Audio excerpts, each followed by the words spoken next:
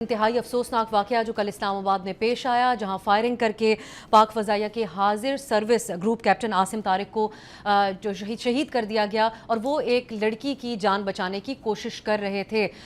इस पर पुलिस के बहुत सारे दावे हैं और मुलजिम जो है उसको भी आज अदालत में पेश कर दिया गया।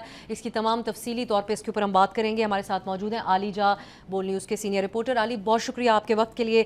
सबसे पहले तो आज ATC कोर्ट में इस मुलजिम को पेश किया गया, एक मकालमा भी हुआ जज साहब के दरमियान और इसके दरमियान। क्या आपने मंजर देखा, क्या उसकी टोन थी उस वक्त, बॉडी लैंग्वेज थी और क्या एक्चुअली डिस्कशन हुई?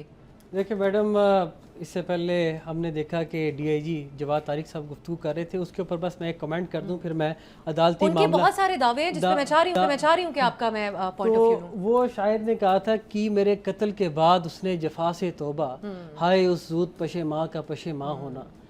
DIG साहब ने दावे किए 9 घंटे में केस सॉल्व कर लिया, लेकिन कत्ल के बाद जान तो ज़ाया होगी, एक एसेट जो कौम का एसेट था वो तो ज़ाया हो गया। ATC कोर्ट की आपने बात की मैडम, आज सख्त सिक्योरिटी हिसार में जो मुलजिम है साद अब्बासी, उसको अदालत में पेश किया गया। चेहरे पे कपड़ा डाला हुआ था और ढिठाई हमें वाज़े तौर पर नज़र आ रही थी। और जज अबुल हसनात मोहम्मद जुल्करनैन ने जब उससे पूछा कि तुमने ये क्यों किया, तो उनका जब मैं लड़की से मुलाकात कर रहा था, बात कर रहा था, तो मुझे डिस्टर्ब कर रहा था।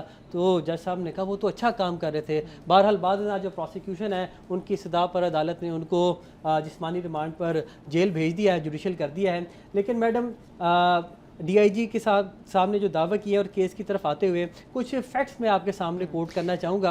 वो ये दावा कर रहे हैं कि जराइम में इस्लामाबाद में कमी हुई है और जो रिपोर्ट थी, जो हमने बताया कि रजिस्टर नहीं हो रहे केसेस, उसकी भी वो नफ़ी करते हैं। वो कहते हैं हम रिजॉल्व करवा देते हैं। कल IG इस्लामाबाद ने प्रेस कॉन्फ्रेंस के दौरान भी ये दावा किया कि 29 से 30% जराइम में कमी वाक़या हुई है, लेकिन जो क्राइम डायरी है 2026 के इब्तदाई 6 माह में जो सामने आए हैं हकाइक, वो इससे बरक्स हैं। 2600 वारदातें हुई हैं वफाकी दारुल हुकूमत इस्लामाबाद में, जिसमें राहज़नी, चोरी, डकैती की वारदातें शामिल हैं और 1 अरब 30 करोड़ की वारदातें माली एतबार से हो चुकी हैं। इसमें 892 गाड़ियाँ चोरी हुई हैं मैडम, 100 से ज़ायद मोटरसाइकिल चोरी हुए हैं और वफाकी दारुल हुकूमत में घरों में रहना भी सेफ नहीं है।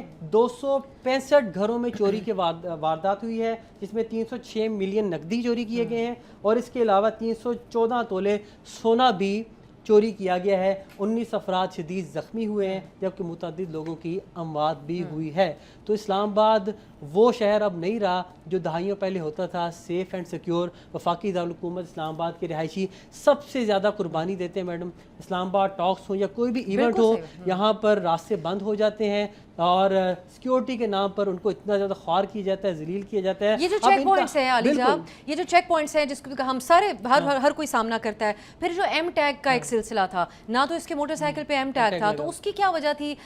फिर क्यों बाकी जो जिन शहरियों ने काफ़ी वक्त लाइनों में लगकर M टैग लगवाया, तो उनको क्या फ़ायदा हुआ इससे? और आजकल M टैग की इस हवाले से चेकिंग भी नहीं की जा रही। और जो आपने नाकों का तज़किरा किया, ये कहा जाता है, ये सवाल से IG साहब से एक दफ़ा सवाल भी किया, उन्होंने कहा कि जितने भी दुनिया में तरक्की याफ्ता ममालिक होते हैं, उनके जो दारुल खिलाफे होते हैं, उनकी सिक्योरिटी बहुत ज़्यादा होती है। तो मैंने उनको कहा कि सर, जो दारुल खिलाफे होते हैं वहाँ पर सियाहत का भी ख्याल किया जाता है। सियाह यहाँ पर आके इतना तंग होगा तो वो यहाँ पर क्यों दोबारा आएगा? और दूसरा, आप नाकों पे खड़े हों और जब आप एंड में जाके देखेंगे वहाँ पर कोई चेकिंग नहीं हो रही, वो पुलिस एहलकार वैसे ही बैठे होते हैं, एक गाड़ी को रोका होता है, उसकी वजह से कतारें लंबी लगी होती हैं। DIG साहब ने हमें बताया कि अगर आपके साथ खातून हो तो हम अमूमी तौर पे चेक नहीं करते। तो क्या जराइम के पेशा अफराद की कोई जेंडर भी अब तो नहीं आई, तो को खातून भी जराइम पेशा हो सकती है? मैडम, जिस एरिया में ये वाक़या हुआ है वहाँ पर एयरफोर्स के ऑफिसेज हैं, फिर मार्गला रोड सबसे हसास रोड है। जब आप कोई भी आला सतह वफ़द पाकिस्तान आता है, सो मार्गला रोड वो वाहिद रोड होता है जहाँ से रेड जोन में दाखिला अलाउ होता है।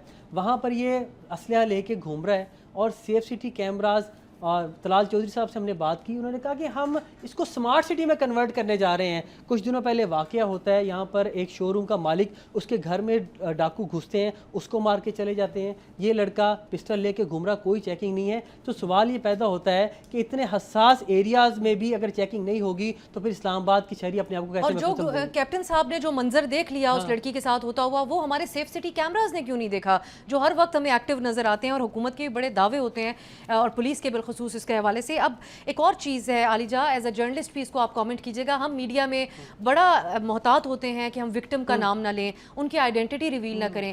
یہ جو کل پریس کانفرنس ہوئی اس میں آئی جی صاحب نے اس لڑکی کا نام بھی بتایا, جس مارٹ میں کام کرتے ہیں ان کے بزنس کی تمام ڈیٹیلز بھی بتائیں کہ وہ کون سا جو دکان ہے, اور ساتھ ساتھ کس برانڈ کے لیے وہ لڑکا کس اسٹال پہ یا کس اس میں کام کرتا تھا وہ بھی انہوں نے بتا دیا. یہ غیر معمولی بات تھی آپ کی نظر میں؟ بالکل, اس میں سیلف رسپیکٹ کے مجروح ہونے کا عنصر واضح نظر آیا, اور ساتھ ہی ساتھ بزنس پوائنٹ آف ویو سے بھی وہاں پہ تو انہوں نے پراپر جگہ کا بھی مینشن کر دیا کس سیکٹر میں ہے, کس کون سا سیکٹر مارٹ کس جگہ پہ ہے. تو اب اس مارٹ پہ تو لوگ جانے سے کترائیں گے کہ وہاں پر جرائم پیشہ لوگ کام کرتے ہیں. تو اسی طریقے سے خاتون کا نام لینا وہ بھی نام مناسب تھا. میرے خیال میں آئی جی صاحب کچھ جذبات اوور کم کر گئے ان کے اس سارے معاملے میں, جو انہوں نے نام بھی لے دیا اور جگہ بھی ریویل کر دی. میرے خیال میں سینٹیٹی برقرار رکھنی چاہیے تھی اور پرائیویسی ریویل نہیں کرنی چاہیے تھی. تو اب آپ کو کیا لگتا ہے کہ یہ جو معاملہ ہے اس میں آگے کوئی کمپلیکیشنز آ سکتی ہیں, جس طرح اس کے ساتھ انوالو لوگوں کی بھی انکوائری ہونی چاہیے جن دوستوں کی وہ مدد لیتا رہا, یا کیا آپ کو آج لگا؟ اس میں سی ڈی آر بھی نکالی گئی ہے, اس میں اس کے دوستوں کے ساتھ بھی اس کی بات چیت ہوئی ہے, وہ بھی سارا معاملہ ریکارڈ پہ لایا گیا. اب جس طرح معاملات آگے بڑھیں گے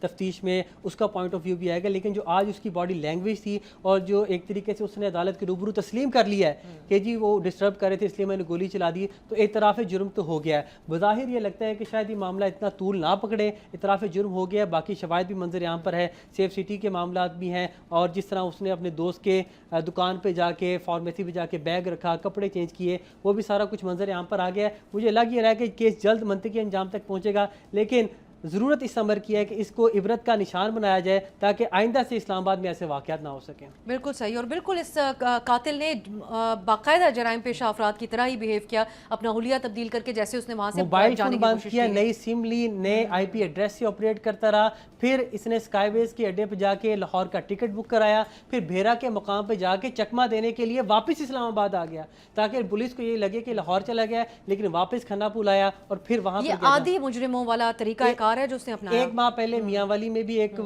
خاتون کے ساتھ اس نے اسی طریقہ سے واردات کی تھی, لیکن وہاں پر خاندانوں کے درمیانی سیٹلمنٹ ہو گئی تھی, وہ معاملہ پولیس تک نہیں پہنچا تھا. لیکن ٹریک ریکارڈ اس کا یہی ہے کہ یہ عادی مجرم ہے. امید کرتے ہیں اس دوسری لڑکی کو بھی انصاف ملے, لیکن جو کیپٹن عاصم طارق ہیں ایک افسر, یہ ایک بہت بڑا لاس ہے, وہ تو واپس نہیں آ سکیں گے. لیکن امید کرتے ہیں کہ کچھ پولیس کا نظام میں بھی اس کے بعد کچھ اب اس قسم کی ڈیولپمنٹس آئیں کہ یہ واقعات میں کمی ہو سکے.